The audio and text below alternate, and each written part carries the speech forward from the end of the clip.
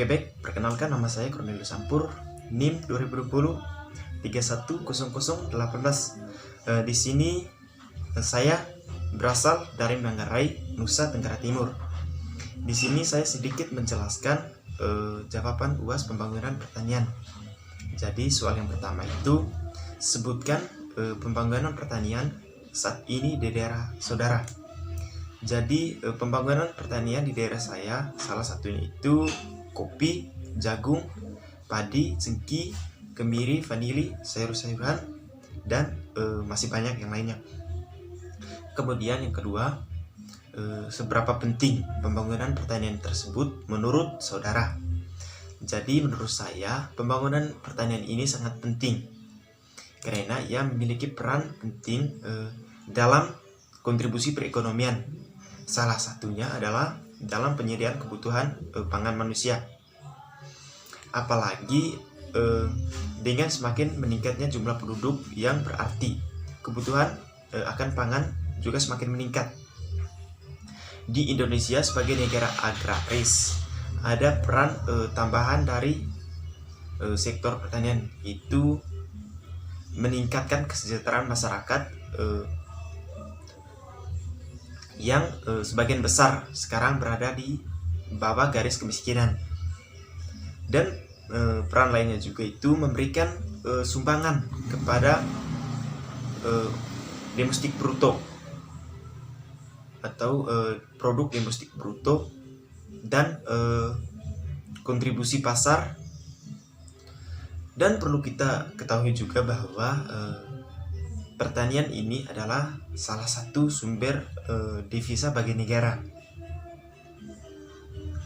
Dan pertanian juga merupakan salah satu penyelamat perekonomian nasional. Dan pentingnya pertanian ini juga karena potensi sumber daya yang beragam atau bervariasi. Besar penduduk Indonesia ini yang bergantung hidup pada sektor ini dan menjadi basis pertumbuhan di pedesaan. Soal yang ketiga, bagaimana dampak pembangunan bagi masyarakat sekitar saudara? Oke baik, dampak pembangunan bagi masyarakat itu dapat meningkatkan pendapatan masyarakat.